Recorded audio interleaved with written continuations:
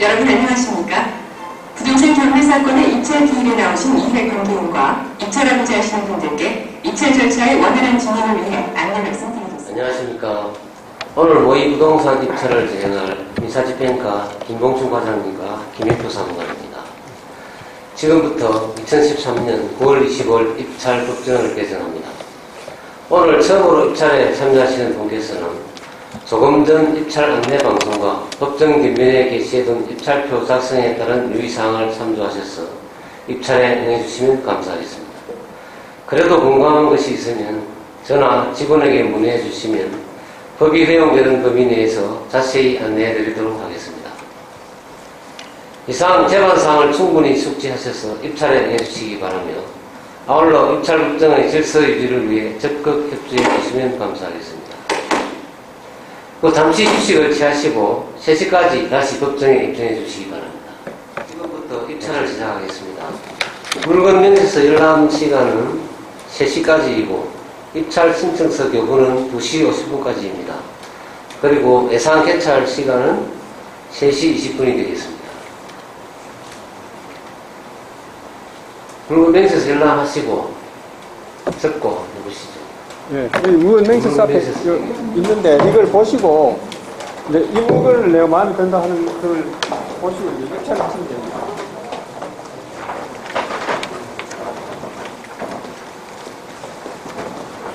잠깐 이거 참고로 요거 한번 보십시오. 이게 이제 뭐냐면 지금 일본 물건 같은 경우는 원래 이제 감정 평가이 1억 6,900만 원인데 지금 이게 계속 이제 유찰돼가지고 지금 이 시간 현재 이제 매각 가격은 8,657만 9천 원입니다. 그럼 이번 사건 같은 경우는 원래 그 평가 금액이 9,200인데 지금 그것도 계속 유찰돼가지고 4,700. 네, 마지막 거는 원래 960 얼마였는 원인데 지금 현재 490 얼마에서 지금 입찰을 하는 거니까 그걸 보시고 적당히 낙찰 금액을 적으시면 됩니다. 이건 어떤 거예요?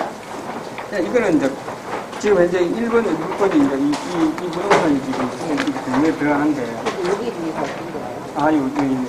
여기 번호가 1번입니다. 1번. 네, 1번이면 지금 이제 지금 이 금액이 최대 금액입니다. 이 금액 이상은 이제 쓰는 분들 중에서 최고가 신분이 여기서 이제 예, 그 금액 이상으로. 그러니까 최대 매각가격 이상으로 적어내셔야 되죠.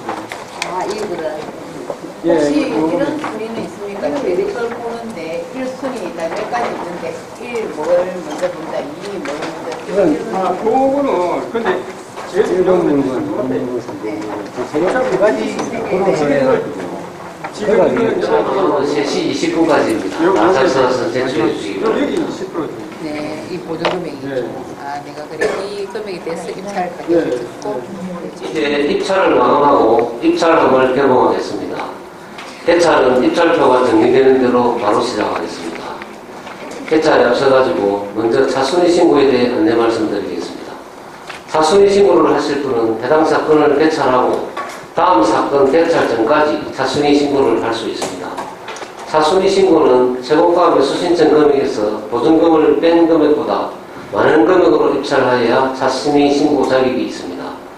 차순위 신고를 하면 최고가 매수인이 대금 납부 기한까지 대금을 납부하지 않으면 그때 낙찰자로 결정될 수 있으며 그때까지 보증금 반환을 받을 수 없습니다.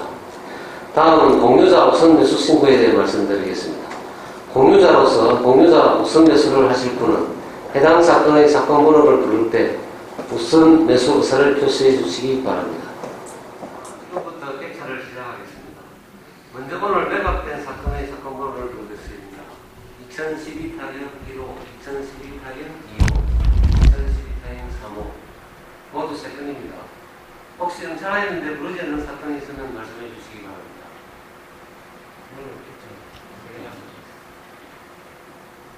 오늘 개찰 순서는 사건 번호 순으로 진행하도록 하겠습니다. 다만 입찰자가 많은 사건은 진행의 신속과 법정의 현장을 고려하여 우선적으로 진행할 수 있음을 알려드립니다.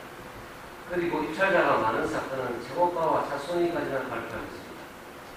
호명된 사건의 입찰자는 수취증과 신분증 그리고 도장을 가지고 나오시고 입찰에서 탈락하신 분은 오른쪽에서 보증금을 변환하는 것이 있습니다. 확인 1호 박봉주 씨 1억 1천만 원.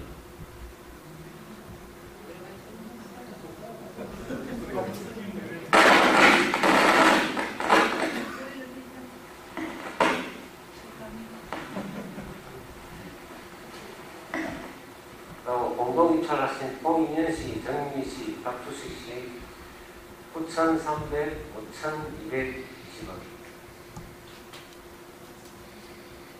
조은경 씨 9,100만 원. 김정현 씨 9,660만 원. 홍경옥 씨 9천만 1,000원. 강성수 씨 8,700만 원. 전은희 씨 8,708만 원.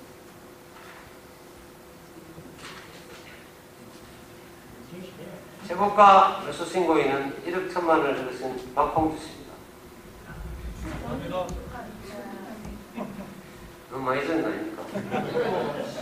실제로 이 물건이 실제 이제 대부분 했던 정했던 물건인데 그때는 1억 4,288원을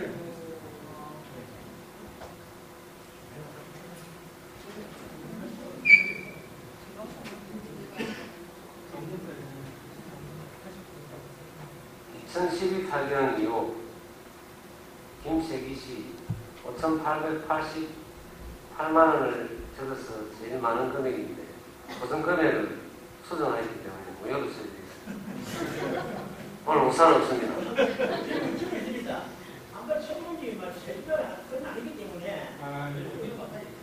아무리 모이지만 정확하게 해야 됩니다. 모이는 실정과 같이 해야 됩니다. 원래 처음에 그 방송 나갔 원래는 그 하고 우리는 그 했으니까. 지금 2012 타경이 2호 하고 있습니다.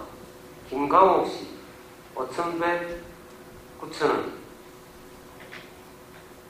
이미연 씨 5,100만 원.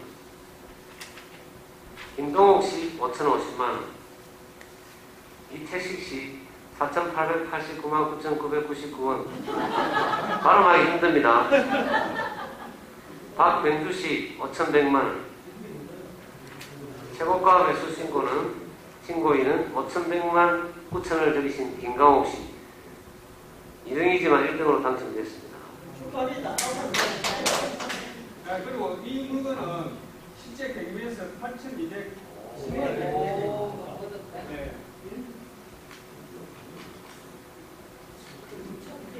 2012 타경 3호 550만원 홍을은씨. 조근은씨 522만 3천원. 박병환씨 503만 8천원. 최고가 매수 신고인은 550만원을 기재하신 홍을은씨입니다.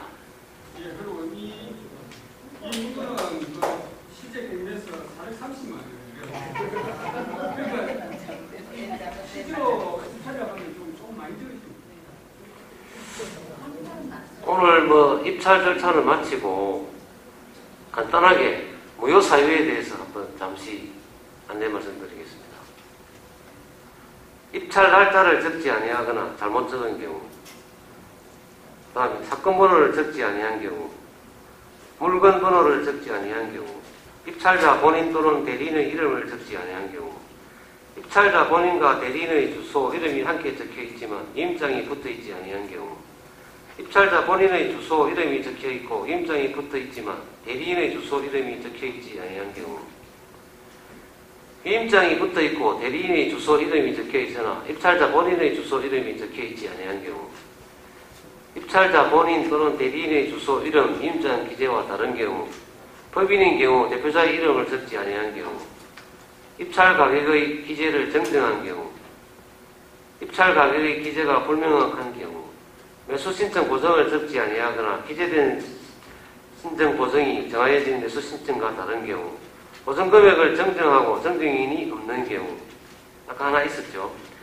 하나의 물건에 동일인이 여러 장의 입찰표를 제출한 경우 위임자의 인감적 문서가 붙어있지 아니하거나 위임장과 인감적 문서 인정이 틀린 경우 등이 무효입니다.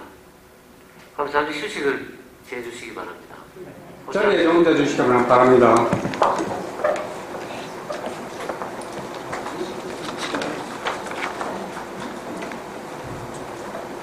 그럼 실제로 이렇게 한번 써보시니까 좀 다르죠?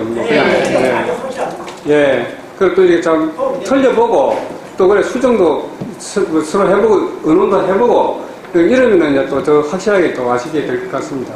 예. 그럼 이제, 사실 이제 경매란 게, 뭐, 물건이 실제로 뭐, 이렇게 몇 명이가 사는 것보다는 이제 싸다는 그런 인식 때문에 요즘 이제 경매를 많이 보시는데, 사실 이게 굉장히 좀, 이 내용을 잘 모르고 이렇게 덜컥 물건을 사셨다가는 좀 낭패를 볼 수도 있습니다. 그래서 제일 중요한 게 권리 분석이라는 건데요. 실제로 이제 금방 그 나눠드린 자료 보면 이게 매각 물건 명세서가 있습니다. 그 실제로 이게 이제 아까 우리가 이제 입찰을 했던 1번 물건 그 매각 물건 명세서인데 여기에 나와 있는 권리관계 이게 굉장히 중요합니다. 이걸 보고 잘못 사시면은 이 중에서 그걸 매수인 인수해야 되는 경우가 생기기 때문에 상당히 중요한 부분입니다. 그래서 지금 아마 제가 이렇게 말씀을 드리면은 또 잘 이해가 안 가시는 그런 분도 있을 수도 있는데 이게 워낙 내용 자체가 좀 어려울 수 있으니까요. 그거는 나중에 이제 마치고 혹시 이렇게 질문해 주시면은 제가 아는 한도 내에서 말씀드리겠습니다. 자, 우선 1번 그 권리 분석이 나눠드린 책자 1페이지를 보시겠습니다. 여기 보면 최선순위 설정이 적혔습니다. 그 매각 물건 명세서상에 보면 최선순위 설정이라고 적혀 있는 거 똑같습니다. 한번 보시죠. 이게 왜 중요하냐면 이 지금 최선순위 설정일이 2005년 2월 25일 있지 않습니까? 건재당. 요 권리 저 날짜에 따라서 이게 이 날짜보다 앞서는 날짜가 있는지 없는지 그게 상당히 중요합니다. 지금 이 물건 명세서상으로는 뭐 밑에 이제 임차인이 두 사람이 있는데 여기 보면은 그 전입일자 있지 않습니까? 전입일자가 한 사람은 2010년 11월 18일이고 그 다음 그 밑에 있는 사람은 2012년 3월 28일이고 그래서 요 날짜를 비교해보면 최선순위 설정이 2005년도니까 최선순위 설정보다 앞서는 임차인이 없습니다. 이 경우는 이 임차인의 임차 보증금을 매수인이 인수한 경우가 없겠죠. 그런데 만약에 요 임차인의 그 전입일자가 앞에 최선순위 설정이 2005년보다 빠르다면 가령 한 2004년 정도 된다면 그거는 경우에 따라서는 매수인이 인수를 해야 되는 문제가 생기기 때문에 상당히 주의를 해야 됩니다. 물론 임차 보증금 액수가 최우선 변제, 소액 그 임차인 우선 변제금이 돼가지고 법적으로 인정되는 그 금액이라면은 어차피 그 배당금에서 배당을 해주기 때문에 인수란 문제가 생길 일이 없는데 안 그럴 경우가 있을 수 있거든요. 너무 또 임차 보증금이 금액이 크다든지 팔리는 실제로 팔린 금액에 비해서 임차 보증금이 더 많다든지 이런 경우는 무조건 인수해야 되는 문제가 생깁니다.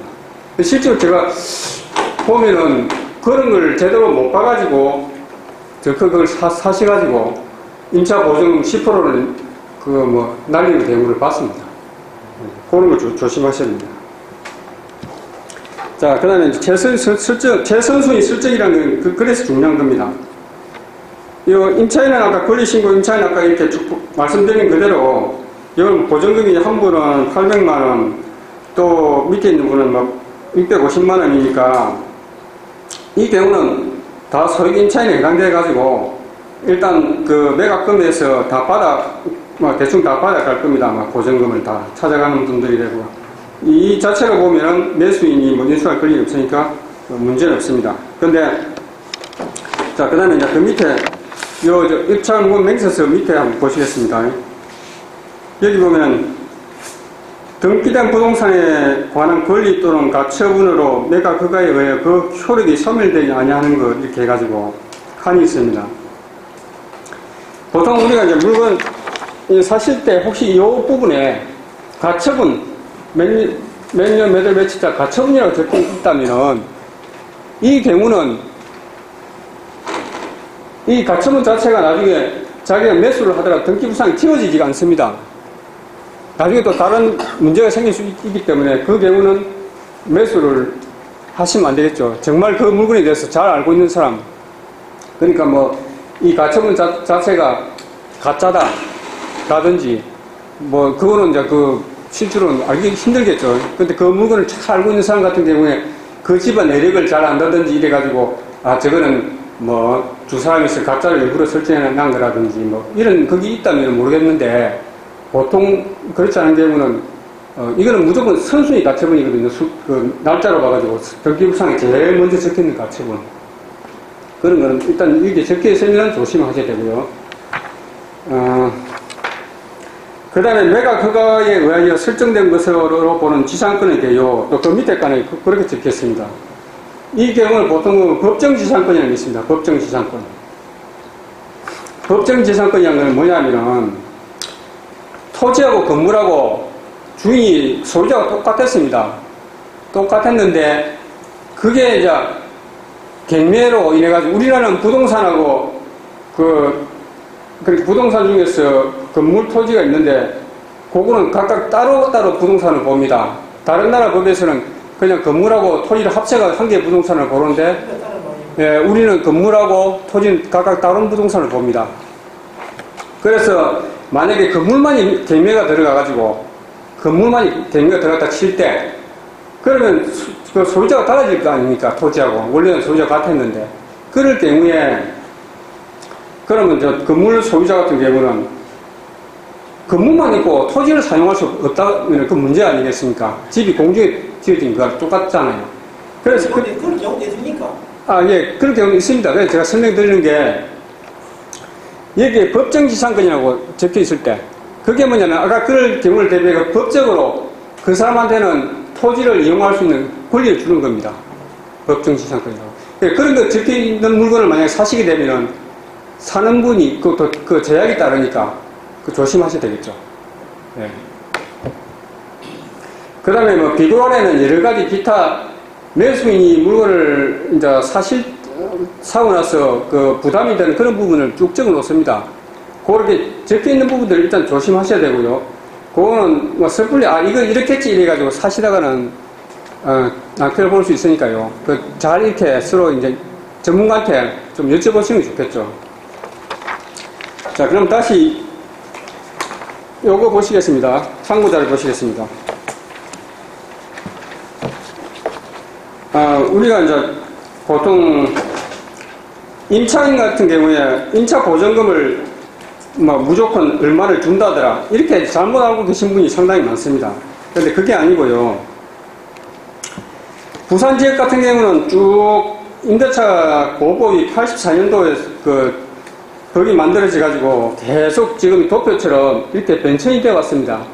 그러니까 지금 84년 6월달 같은 경우는 소액 보증금이 300만 원 이하인 경우에 그러니까 뭐 300만 원 이하인 경우에만 이 물건이 경매에 들어갔을 때 그 임차인이 우선 변제금으로 300만 원 이하를 받을 수 있고 지금 그런 겁니다. 그런 걸 쭉 적어 놓은 겁니다. 그래서 지금 현재 보면은 2010년 7월 26일부터 현재까지는 부산 지역의 소액 보증금 범위가 얼마냐 하니까 5,500만 원 이하입니다. 이게 무슨 말이냐면 6천만 원이라 치면은 이 사람은 소액 보증금에 해당되지 않기 때문에 보호를 못 받습니다. 그 말입니다. 무조건 보호를 못 받는다는 거 아니고 우선적으로 그러니까 변제를 매각된 물건에서 우선적으로 변제를 안 해준다는 그런 말이죠. 물론 이 사람이 확정일자를 받는다든지 이라면 그 순서에 따라서 이렇게 배당을 받을 수는 있습니다. 그 이제 또 그게 왜 또 중요한 이 해당 연도라고 하는 이게 왜 중요한지 바로 그 밑에 있습니다. 참고로 보면은 주택 임대차 보호법 시행령의 부칙에 보면 어떤 게 있냐면 한번 읽어보겠습니다. 이형 시행 전에 임차 주택에 대하여 담보물건을 취득한 자에 대해서는 종전의 규정에 따른다. 이게 무슨 말이냐면은, 가령, 지금 보자. 한 2008년 뭐 한 9월경에, 2008년 9월경에 건재안건이 이제 설정 하나 되어 있습니다. 2008년 9월 1일 정도로, 가령 예를 들면 2008년 9월 1일 건재당이 하나 설정되어 있습니다.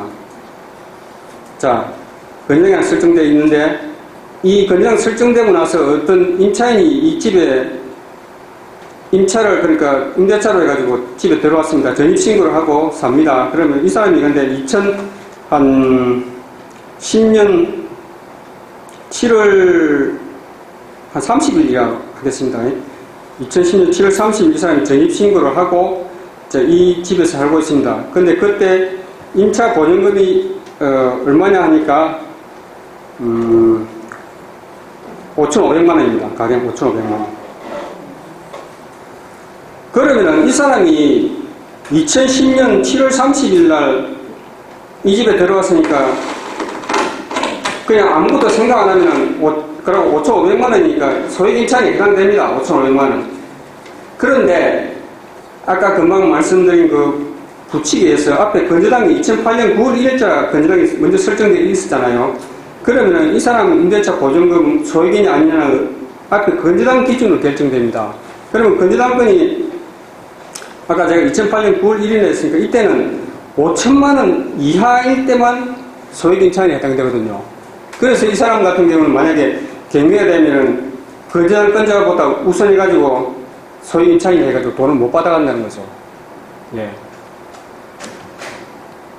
지금 아마 제가 드린 말씀이 좀 어려울 수 있는데, 혹시 나중에 실제로 진짜 뭐 입찰을 하신다든지 할 때는 상당히 중요한 부분이니까요. 뭐 나중에 제가 설명이 끝나고도 나중에 뭐 한번 가져가서 읽어보시면 뭐 도움이 될 겁니다. 자, 그 다음에 밑에 입찰 시에 이제 임차인 관련해 주의해야 할 점, 아까 말씀드린 게, 이게 아까 금방 제가 말씀드린 그런 겁니다. 건재당이 앞에 설정되어 있는 날짜를 기준으로 해가지고 이 사람이 그 건재당권자한테 건재당권자보다 우선하는 소액 임차인인지 아닌지 이런 게 결정이 되기 때문에 하여튼 거기 최선순위 설정해가지고 되어 있는 뭐 그런 그걸 잘 보셔야 되고요. 그래서 금액은 아까 제가 말씀드렸다시피 연도에 따라서 쭉쭉 변동이 돼 왔으니까 그때 당시에 이 사람이 임차인 금액이 얼마인지 이런 것에 따라서 소액 보증 임차인이 해당되는지 안 되는지 뭐 그런 게 되고, 또 한 가지 말씀드리면 우리가 가령 이제 내가 소액 임차인 5,500만 원 이하의 지금 현재 소액 임차인이라 했을 때 1,900만 원을 준다 이렇게 어떤 분도 알고 있는데 그게 아니라 팔린 금액에 따라서 1,900만 원을 받을 수도 있고 그 다음에 그보다 적게 받을 수도 있습니다.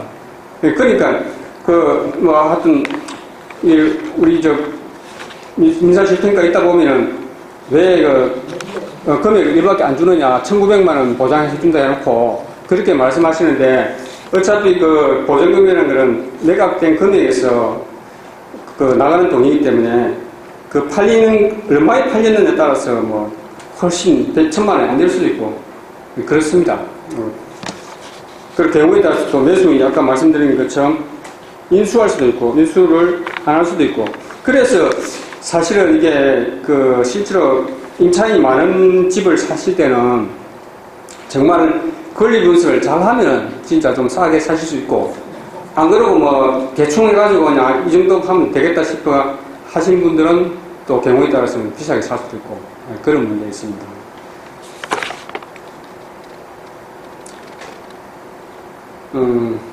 아까 그 관련해서 다시 한번 말씀드리면, 어떤 집에 임차인이 2사람이 있다고 가정할 때 그 집에 가령 한 임차 보증금이 뭐 요거대로 한번 해볼게요. 두 번째 페이지입니다.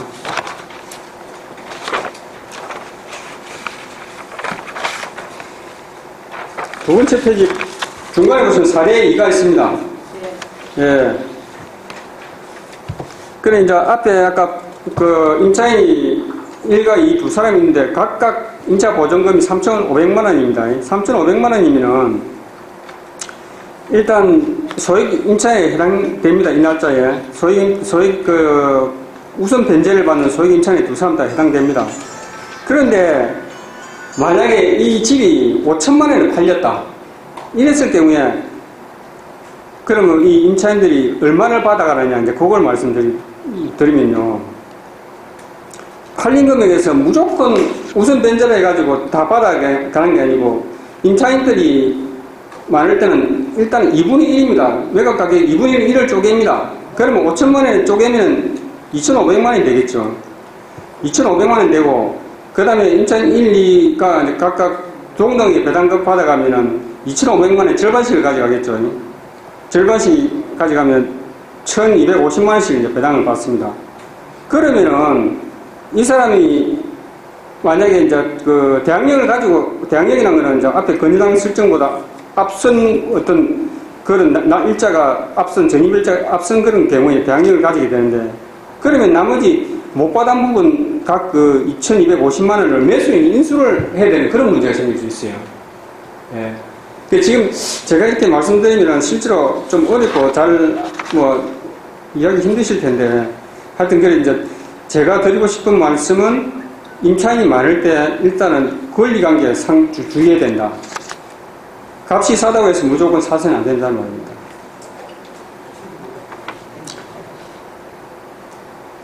예, 그 다음에 마지막 페이지 보겠습니다. 마지막 페이지 이제 상가임대차인데요. 상가임대차. 상가임대차 같은 경우는 또 좀 다릅니다.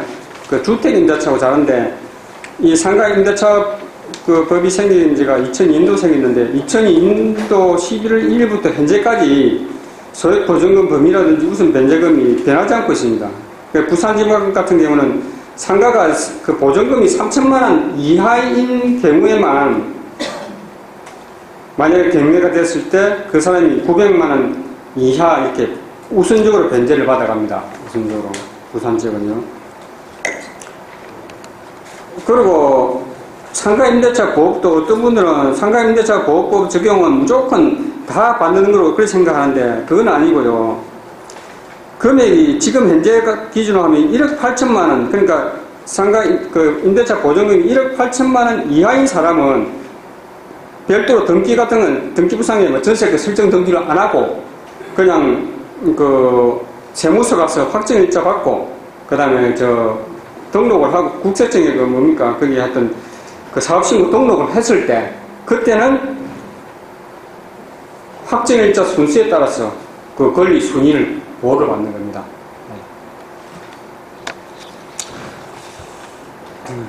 아까 기타 주의해야 될 점 밑에 제가 적어놨는데, 어쨌든 아까 보면은 유치권이라고 적혀있어요. 또 이 경우에 따라서는 매각으로 소멸되지 않은 권리에 유치권이라고 적혀있는 경우가 있습니다. 유치권은 뭐냐면, 예를 들면은 어떤 건축업자가 이제 건물을 지었습니다.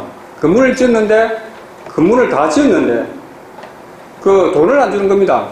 그러면 그 사람이, 그 건물 지어준 사람이, 건축가가 해준 사람이 그 건물을 유치권이라고 자기가 그걸 잡고 있을 수 있습니다. 유치권, 가끔 오셨을 겁니다. 유치권, 유치중 해가지고 쭉 밑에 플래카드 그러는 그런 게 가끔 보이던데, 그런 물건은 만약 사실이 되면 그 금액을 매수인이 부담해야 됩니다. 그러니까 그거는 말이 안 되겠죠. 근데 사실 유치권은 좀 가짜로 또 이렇게 설정해가지고 가지고 있는 사람도 있어요. 물건 값을 떨어뜨리기 위해서. 근데 그런 거는 이제 만약에 잘 안다면은 또 상대적으로 싸게 살 수는 있겠죠. 근데 그런 거는 있는데, 그거 참 알기가 어려울 겁니다. 가짜인지,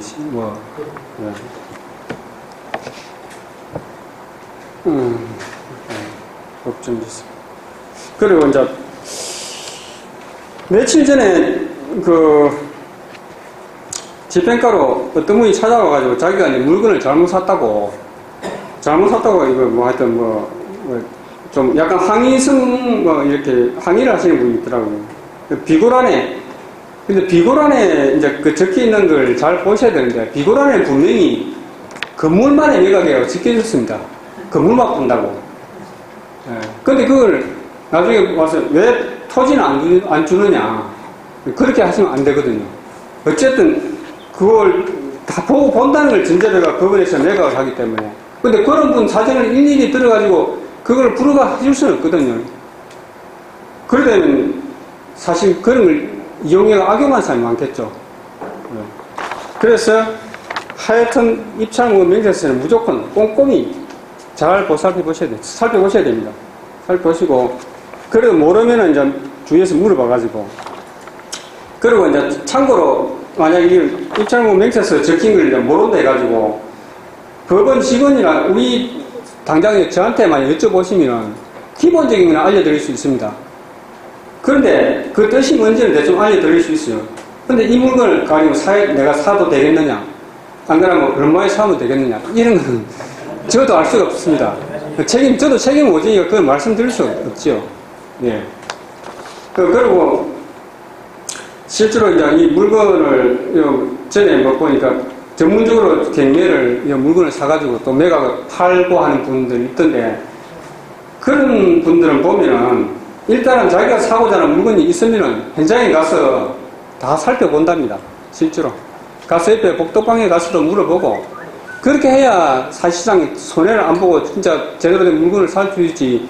아까처럼 뭐 턱없이, 물론 돈 많으면 함께 높은 가격에 쓰려면 되겠죠. 그렇지만 경제적으로 사야 되니까 발품을 꾸준히 파셔야 됩니다. 네.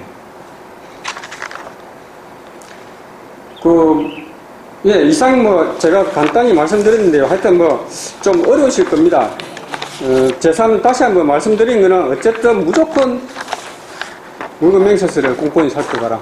네, 그것입니다. 예, 이상 장시간 고생하셨습니다. 예, 감사합니다.